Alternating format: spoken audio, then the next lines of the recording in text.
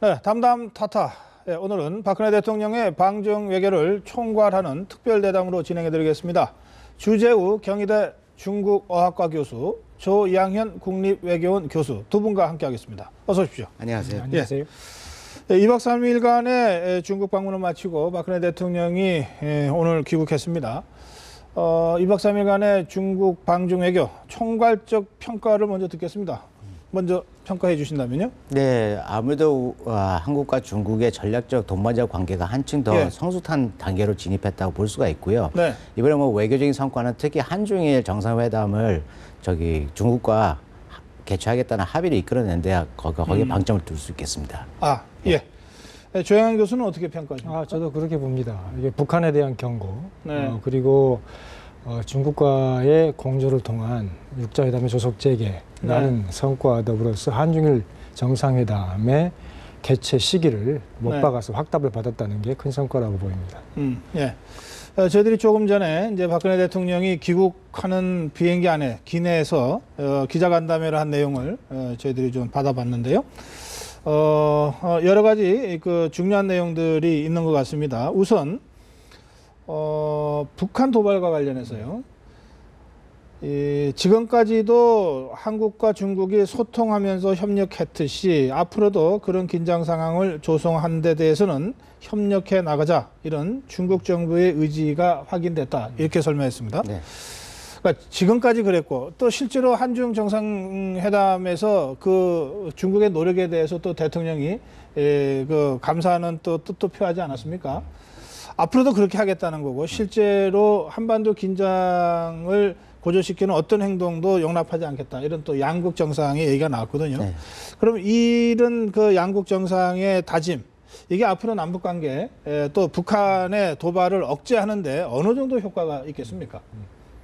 그렇습니다. 그동안 전통적인 북한의 동맹국이라고 여겨졌던 중국의 영향력을 강조하고 있다는 게 이번에 우리가 특기해야 될 사항이라고 보고요. 따라서 앞으로 북한이 도발하는 데 있어서는 강력한 견제 수단을 우리가 얻게 되는 그러한 측면이 있다고 봅니다. 물론 과연 중국이 북한에 대한 정책을 180도 바꾸는가에 대해서는 의문의 여지가 있습니다만, 최소한 지금 시진핑 체제 하에서 북한이 핵과 경제 두 마리 토끼를 잡겠다고 하는 입장을 바꾸지 않는 한 북중 관계에 있어서의 과거와 같은 중국의 일방적인 지지는 얻기 어렵다고 봐야겠죠. 예.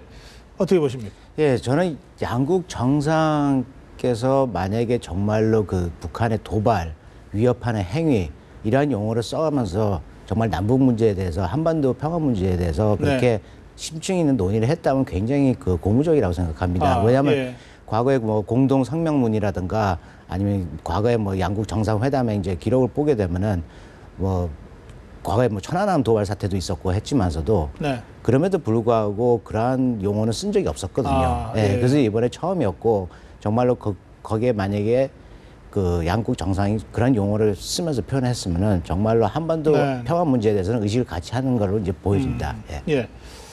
이런 말도 대통령이 했습니다. 북핵 문제의 궁극적 해결 방법은 평화 통일이라면서 가능한 조속한 시일 내에 한반도 평화 통일을 어떻게 이룰 나갈 건가에 대해서 중국 측과 다양한 논의가 시작될 것이라고 생각하시면 될 겁니다. 뭐 이런 뜻이죠. 근데 이게 사실은 지금까지 나오지 않았던 얘기 아닌가요? 이거 어떤 뜻인가요? 통일을 위해서는 국내 조건 성숙과 함께 우리 주변국, 이제 4강이라고 하는 주변국의 협력이 절대적으로 필요하죠. 지금까지는 중국과의 통일에 대한 논의라고 하는 것은 북한을 자극할 수 있기 때문에 중국이 대단히 신중했습니다만, 이제는 앞으로 그런 논의를 적극 확대해 나가겠다 하는 그러한 이야기라고 보고요. 따라서 그게 이번에 큰 변화의 하나라고 볼 수 있습니다. 그런데 그동안은 우리가 중국은 현상 유지를 원한다. 남한과 북한이 통일돼서 중국을 위협하기보다는 지금처럼 남과 북이 그냥 분란된 상태로 그냥 시끄러운 일만 안 만들면 좋다. 뭐 중국이 그런 현상 유지 정책을 취하고 있다. 이렇게 저희들이 알고 있었는데 이게 좀 우리가 알고 있는 것과 좀 다른 얘기 아닙니까? 아무래도 과거 이제 중국 정부나 중국 지도자들이 정말로 외교적인 수사를 쓰면서 네. 평화적이고 독립적이고 자주적인 통일을 이제 지지한다고 그렇게 선언을 했기 때문에 네. 아무래도 우리가 이제 그렇게 이제 해석을 한 경향도 많았습니다. 네. 근데 이번 같은 경우는 이제 제가 보기에는 아무래도 중국 내에서 지금 한반도 통일 문제에 대한 담론이 네. 어차피 한국 주도형의 통일로 갈 수밖에 없다는 그런 이제 의식이 지금 형성이 되고 있기 때문에 아마 그런 담론이 반영이 됐기 때문에 그게 지도층에까지 아마 의식 속에 아마 자리 잡은 것 같습니다. 아, 그래요? 네, 이 주 교수님이나 조양영 교수님 모두 다 중국의 전문가들하고도 교류가 많으시지 않습니까? 네, 네. 실제로 중국 전문가들을 네. 만나보면 네. 그 인식의 변화 같은 게 느껴지십니까? 네, 그렇죠. 그리고 지금 제가 말씀드린 그 중국의 담론은 네. 중국 전문가들이라든가 학자들 사이에서 아. 정말 논문이 출간되는 형태로 지금 나오고 있습니다. 아, 네. 그래요? 예. 조 교수님께서는? 전문가들 사이에 네. 양론이 있다고 봅니다. 아직도 북한의 전략적 가치라고 하는 게 네. 중국에 있어서 대단히 중요하다는 그러한 그룹도 있는 반면 네. 역시 최고 지도자 사이에 신뢰를 바탕으로 과거와 같이 일방적인 지지를 네. 하기는 어렵다라고 하는 입장 변화를 이야기하는 그러한 그룹도 있지요. 어느 쪽이 좀 우세합니까? 예전에는 그냥 일방적이었을 것 같긴 한데요. 재미있는 것은 네. 그러한 전문가들 사이의 의견 분포와 네. 최고 지도자 간의 그러한 이 정책 변화가 반드시 상응하는 비례하는 건 아니라고 저는 봅니다. 아하, 따라서 예. 지금도 많은 전문가들, 특히 군사 안보 전문가들 사이에서는 역시 북한과의 동맹관계, 과거와 같은 냉전적인 동맹관계는 아니지만 네. 전략적, 지정학적 가치를 이야기하는 사람이 많이 있습니다만 그러니까 북한을 잃으면 안 예, 된다. 예. 아. 그렇지만 시진핑 주석과 박근혜 대통령 사이의 예. 이 신뢰관계가 아하. 아마도 지난 3년간 대단히 큰 새로운 요인으로 작용하고 있지 않나 하는 생각을 합니다. 그러면 시진핑 주석이 중국 내에 전문가들이나 군부나 이런 사람들보다도 한 발짝 정도 더 나가 있을 수 있다. 그렇다고 봅니다. 저는. 그렇게 보십니까? 그래요? 예. 자, 그래서 저희가 또 이 질문을 드려야 되겠는데, 사실 그동안은 남한과 북한과 이제 주변 4대 강국의 관계를 한국, 미국, 일본의 삼각구도, 북한, 중국, 러시아의 삼각구도 되게 이렇게 봤지 않습니까? 근데 이게 이제 더 이상 적용이 안 됩니까? 그러면 어떻게 보십니까? 모르겠어요. 저는 아직도 유효하다고 생각하는데요. 왜냐하면 아직도 동북아의 권력 구조, 그러니까 힘의 구조가 아직도 양자 간의 동맹 체제로 유지가 되고 있는 것 같습니다. 예, 그렇기 때문에 아직까지 그 동맹 구조가 네. 와해되기 전까지는 아직도 그런 구조가 유효하다고 보고요. 네. 왜냐하면 한미 동맹도 있고 미일 동맹도 있고 북중 동맹도 있고 러북 동맹도 있기 때문에 예, 저는 거기에서 이제 세력 균형이 유지가 되고 있기 때문에 아직도 유효하다고 생각합니다. 아직도 유효하다. 예. 어떻게 보십니까? 상당한 부분 변화할 수 있는 여지가 있지만 네. 그렇게 보는 시각 역시 유의할 수 있는 측면이 있다고 봅니다. 우리가 기억해야 될 것은 그 진영 논리라고 하는 것은 네. 약소국이 불리하다 하는 측면입니다. 즉 약소국일수록 어느 한 세력과 연대해서 다른 세력을 견제하겠다 하는 것은 외교 안보 전략에 대단히 큰 리스크를 강요하는 것이죠. 따라서 우리에게 남겨진 선택지라고 하는 것은 어느 세력과도 좋은 관계를 유지해야 되는 것이고 따라서 이번 방중 그리고 전술성 행사 참석으로 인해서 기존의 그러한 구도에 조금이라도 이완되는 기미가 있다고 한다면 결과적으로 우리의 국익에 유리하다고 봅니다. 물론 중요한 것은 저희는 미일 동맹을 이완시키는 의도가 없습니다. 결국 저희가 방점을 두는 것은 북중 관계의 변화인 것이고 그게 우리 국익에 유리한 방향으로 바뀐다면 그것은 우리의 이번 외교의 성과라고 봐야겠죠. 알겠습니다. 그러니까 우리나라의 관점에서 볼 때 이 다극 체제에서의 이 세력 균형 관계가 우리 국가에게 제일 부합할 수 있는데 그렇다고 해서 전통적인 한미 우호 또 한일 간의 이 협력적 관계가 훼손되는 것이 아니라 이건 이것대로 계속 유지 또는 더 강화되면서 오히려 중국과 러시아를 북한으로부터 떼내는 이런 방식의 다극화를 지향하는 것이 우리 외교의 기본 방향이 돼야 된다 이런 말씀이시고 그렇습니다. 그러한 조합을 그런 면에서는 남방 삼각구도 북방 삼각구도를 고정적으로 볼 필요가 없다 이런 말씀도 되겠네요. 네, 그렇습니다. 예, 현실적으로는 여전히 그것이 그 규정적으로 작동하기는 하지만 그렇죠. 그러나 변화의 조짐은 여러 군데서 우리가 확인할 수 있죠. 예, 그렇죠. 그래서 이제 참 아쉬운 부분이 이제 작년에 이제 푸틴 대통령이 이제 한국을 방문했을 때 그때 우리가 러시아와의 관계를 좀 더 끌어당겼으면은 오히려 우리 그 지금 추구하는 외교 방향이랑 좀 맞지 않았나. 네. 그래서 그때는 좀 아쉬웠죠. 네. 그렇군요. 네. 그런 점에서는 이번에 중국 전성절 참석이긴 하지만 우리 대통령이 푸틴과 따로 한러 정상회담을 하지 않았습니까? 그런 점들은 그런 점들까지 좀 고려한 그런 외교적 포석이다 이렇게 볼 수도 있겠네요. 네, 그래서 한러 정상회담이라든가 아니면 조우에서 이제 오고한 얘기가 아직 보도 안 된 게 이제 그게 좀 아쉬운 부분이죠. 그렇군요. 네. 알겠습니다. 이번에 이제 중국하고는 한중일 정상회담을 하기로 합의를 했고 10월 말 11월 초 우리가 지금 준비를 시작한 걸로 알고 있습니다. 이 한중일 정상회담과 관련해서도 이제 대통령이 이런 얘기를 했습니다. 일본이 역사인식에 전향적인 자세가 없지만 대승적으로 임할 필요가 있다. 이 대통령의 이 발언 어떻게 보시는지요? 대승적이라고 하는 의미가 아주 의미심장하다고 봅니다. 네. 그동안 3년 가까이 저희가 역사 직시가 미래지향적인 한일 관계에 토대가 된다라는 이야기를 했지만 상당 부분 일본의 역사 수정주의적인 그러한 태도가 남아 있었습니다. 그럼에도 불구하고 이 시기에서 다시 한번 일본과의 협력을 찾겠다 하는 것이고 그건 결국 위안부 문제에 대한 원칙 논칙 대응과 함께 경제, 안보, 기타 교류에 있어서는 실용주의 정책군도 병행하겠다 하는 그러한 의지로 읽힙니다. 예, 저도 그 교수님과의 의견을 이제 같이 하고 있습니다. 그래서 이번에 이제 그 시기 정도 조율이 이제 중국과 이루어진 상황에서 이제 앞으로는 의제 조율이 협상에 들어갈 것 같습니다. 그래서 한중일 삼국이 실무 차원에서 이제 그 회의가 이제 진행될 텐데요. 거기서 이제 과거의 이제 족쇄를 이제 우리가 풀어서 미래지향적인 의제를 좀 상정을 하고 거기에 대해서 의견을 조율했으면 좋겠습니다. 지금 일본 쪽에서 이제 그 두 가지 상반된 그 메시지라고 그럴까요?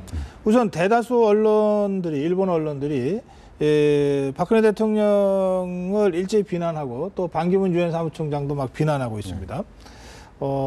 그런가 하면 아베 총리는 한일 정상회담을 꼭 하고 싶다. 이게 이제 한중일을 전제로 한중일을 거쳐서 한일 정상회담을 좀 하고 싶다. 이게 참 일본이 본 마음하고 표현하는 게 많이 다른 그 국민이긴 합니다만 이렇게 완전히 상반되는 두 반응이 있어요. 이건 어떻게 해석을 해야 될까요? 일단 중국 측의 한국이 경사되는 듯한 움직임에 대해서는 일본 사회에 경계론이 있습니다. 그렇지만 한중일 정상회담이라고 하는 것은 한국과 일본 사이의 양자회담 그리고 중국과 일본 사이의 양자회담의 기회가 있습니다. 그것은 지금 아베 내각의 외교에 있어서 가장 큰 약점이라고 할 수 있는 아시아 외교에서 득점을 챙길 수 있는 기회가 되는 것이죠. 그래서 미일 동맹과 함께 아시아 외교 그 양 바퀴를 동시에 가동시키겠다 하는 그러한 일본의 전략에 도움이 되기 때문에 그런 부분에 대해서는 환영하는 입장이라고 보입니다. 그러면 한중일 정상회담은 이제 우리가 그 주최국으로서 하기로 됐는데 그걸 그 사이에 한중일 정상이 만났을 때 따로따로 하는 한일 정상회담도 있지만 한중일 정상회담을 하고 난 다음에 적당한 시기에 진짜 제대로 된 한일 정상회담을 할 수도 있는 거 아닙니까? 어느 쪽이 더 효과적이다 또는 가능성이 있다고 보십니까? 네, 저는 이제 그 수순이 아무래도 다자 체제에서 양자 간의 회담을 갖고요. 그 다음에 이제 그 정상적인 그 양자 회담을 갖는 게 이제 아주 올바르다고 생각하는데요. 그러면 그 선례를 보게 되면은 양자 간의 관계가 경색 국면에 처했을 때 이걸 가장 그 양국이 부담 없이 풀어줄 수 있는 거는 다자 무대에서 양자 간에 이렇게 그 서로 조우하고 그 다음에 얘기를 할 수 있는 기회가 만들어진다면은 그것은 이제 서로 이제 양국 지도자들도 부담 없이 이제 받아들일 수가 있죠. 그래서 과거에 보게 되면은 육자회담에서 그런 양상이 많이 나타났는데요. 미국 간의 관계가 이제 경색됐을 때, 미국 간의 대화가 단절이 됐을 때 육자회담 틀에서 그 내부적으로 이제 양자회담이 또 이루어졌죠. 알겠습니다. 교수님께서 잘 짚어주셨습니다. 거기에 제가 하나 이제 추가한다면 다자회의 계기로 하는 양자회담과 단독 방문을 통한 양자회담의 차이는 지금 아마도 위안부 문제 해결이 얼마나 진전되느냐에 따라서 판단할 성격의 문제라고 봅니다. 위안부 문제에 대한 성의 있는 조치, 또 해결책에 대한 구체적인 합의가 어느 정도 보였을 때는 상호 단독 방문을 통한 양자 협의도 가능하다라는 게 지금 정부 입장으로 보입니다. 알겠습니다. 박근혜 대통령도 일본이 역사를 왜곡하는 것은 손바닥으로 하늘을 가는 일이다. 오늘 상해 임정에서도 또 그 얘기를 했잖아요. 그러니까 그런 원칙적인 입장은 견지하면서 그러나 대승적으로 일본과 함께 테이블에 앉아야 되겠다 이제 이런 의지인데 그런 것을 종합적으로 감안하면 1차 한중일 삼국 정상회담을 하고 거기서 어쨌든 뭐 중국과 우리가 적어도 역사 문제에 관해서는 보조를 같이 할 테니까요. 그런 상태에서 아베의 성의 있는 태도가 이끌어진다면 그 후에 적당한 시점에 한일 양국 정상회담이 정식으로 이렇게 이제 준비되고 그렇게 이 수순을 밟을 수도 있겠네요. 알겠습니다. 아까 저 러시아 부분과 관련해서는 우리가 조금 소홀하지 않았느냐 이런 말씀 언뜻 하셨지 않습니까? 사실 그렇게 놓고 보니까 러시아 전승절 뭐 러시아도 우리 대통령 꼭 좀 참석했으면 했는데 결국 그렇죠. 안 갔잖아요. 그런 것도 있고 그래서 그러면 차제에 이제 10월에 미국 그 정상회담이 있고 한미 정상회담이 있고 10월 말 11월 초에 한중일 정상회담이 있고 그리고 어느 시점인가 뭐 내년 초가 됐든 연말이 됐든 한일 정상회담을 만약에 우리가 한다고 치면 그 중간 어느 점에인가 뭐 우리가 푸틴 러시아 대통령을 좀 초청을 하거나 하는 방식으로 러시아까지 좀 이렇게 함께 안고 가는 그런 외교 일정이 필요하지 않나요? 어떻게 보십니까? 예, 저는 그렇게 보고 있습니다. 왜냐하면은 아무래도 아까 말씀하신 그 북방 삼각지대를 보게 되면은 북중하고 러북 간의 관계를 보게 되면 아무래도 제일 취약한 부분이 러북 관계입니다. 그래서 그렇죠. 우리 진영으로 또 끌어들이기도 이제 또 수월할 거고요. 또 우리가 이제 그 협력할 수 있는 부분이 더 많기 때문에 아무래도 파이가 더 크기 때문에 아무래도 그쪽 방향으로 가는 게 그 소위 말하는 북방 그 진영을 좀 흔드는데 좀 더 유리하지 않을까 그렇게 생각합니다. 알겠습니다. 자, 이제 이런 상태에서 남은 숙제가 몇 개가 있습니다. 우선 대통령도 그 얘기를 했습니다. 한중 경제 협력이 극대화되도록 한중 FTA 비준이 필요하다. 늦으면 늦을수록 그만큼 효과도 못 보고 손해가 크다. 이렇게까지 얘기했습니다. 지금 근데 사실 이거는 국회 공이 넘어가 있는 거라서 이 국회에서 정치권에서 얼마나 대통령의 이런 생각을 받아줄지는 또 좀 지켜봐야 될 대목이긴 합니다만 어떻게 전망하십니까? 그렇습니다. 말씀하신 대로 국회 일정에 달린 문제라고 봅니다. 참 그거 답답하겠어요. 공은 국회에 넘어가 있고 실제로는 이거 빨리 처리해야 되겠는데 라고 하는 이 생각은 또 대통령이 하고 있으니까 근데 말이죠. 아직 좀 시간이 있을 겁니다. 왜냐하면 이제 중국도 그 소위 말하는 전국인민대표대회 비준을 받아야 되고요. 그다음에 그 전에 이제 공산당 당대표자 대회에서 그 이제 또 비준이 나야 되기 때문에 그게 이제 연말이고 내년 초기 때문에 아직 시간이 좀 있습니다. 그래요? 우리 정기국회 안에서만 이 문제가 잘 마무리가 되면 그렇죠. 일정상 우리가 크게 뭐 문제가 발생하는 건 아니겠네요. 알겠습니다. 자, 그리고요. 이제 마지막으로 짚어볼 문제가 미국과의 관계입니다. 사실 이번에 미국이 우리 대통령의 중국 방문에 대해서 정말 유심히 지켜봤을 것 같습니다. 또 할 말도 많았을 것 같은데 최대한 자제하고 절제하면서 지켜본 것 같아요.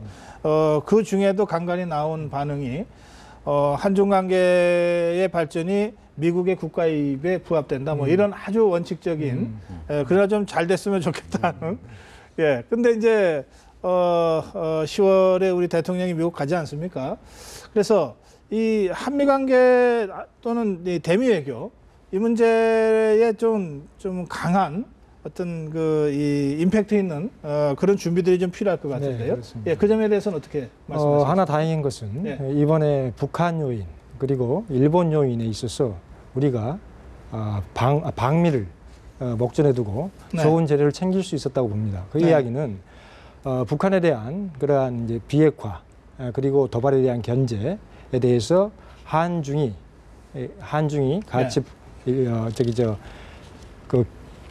공조할 수 있는 그러한 분위기를 만들었죠. 그게 미국과 일본이 볼 때도 도움이 되는 것이고요. 또 하나 한중일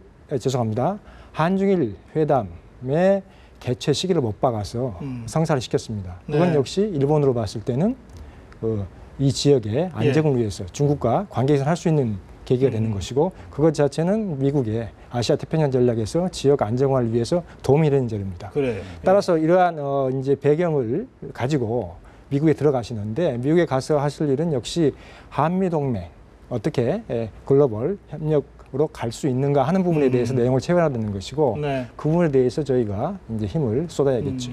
말씀하신 대로 사실 미국은 하여튼 한일 관계가 좀 원만하게 잘 풀어졌으면 좋겠다. 이런 바람을 그동안 여러 차례에 걸쳐서 표출해 왔잖아요. 근데 어쨌든 한중일 정상회담을 우리 대통령이 시진핑 주석을 설득하는 형식으로 이끌어냈으니까 그 점에서는 뭐 미국이 그동안 좀 바랬던 바를 우리가 일단 감당하고 그걸 이제 준비해 놓고 예정해 놓고 미국에 가서 오바마 대통령을 만나는 거 아닙니까? 그러니까 우리도 좀 할 말이 있겠어요. 그 점과 관련해서는. 네, 예. 할 말이 많을 것 같습니다. 예. 왜냐하면 이제 어떻게 보면은 저희가 레버리지를 좀 줬다고 생각할 수도 있거든요. 예. 그러니까 미국이 이제 한반도 문제에서 한국이 중심이 돼야 되고 한국이 당사자인 만큼 그 주도적인 역할을 해야 된다고 하는데 이번에 이제 한중 정상회담에서도 우리가 중국의 합의를 이끌어내는데 성공을 했고요. 네. 그리고 미국이 원하는 그 남북 간의 그 긴장 관계도 완화시켰고 이번 고위급 회담을 통해서요. 네. 그다음에 일본과의 관계도 개선하기를 원했는데 지금 이제 한중일 정상회담을 이제 시기까지 정해놨으니까는 개최될 가능성이 많기 때문에 네. 이것이 잘만 되면은 한일 관계도 이제 좀 개선이 될 것 같습니다. 그럼 이제 미국이 원했던 그런 이제 우리의 이제 삼각 관계는 이제 다 정리를 잘 했는데요. 네. 여기서 이제 앞으로 어떻게 미국이 이제 협조적으로 나올 것인지 그것을 이제 우리가 다시 한번 심도 있게 그 논의할 수 있는 그런 계기가 되겠죠. 예. 사실 이번에 뭐 대통령의 방중을 둘러서 이런저런 논란이 있었고 뭐 미국 쪽에서 안 갔으면 좋겠다고 하는 이 입장이 전달이 됐다더라. 뭐 그런 말 한 적 없다더라. 뭐 하여튼 논란이 있었지 않습니까? 근데 그 와중에 나온 얘기 중에 진정 믿는 관계라면 뭐 그런 거가 그렇게 큰 문제는 아니다. 이런 얘기까지 나왔습니다. 한미 관계야말로 정말 진정 믿는 관계일 텐데 그러면 정말 이번에 중국 갔던 구가 그렇게 뭐 이렇게 신경 쓸 일은 아닌 건지 어떻게 보십니까?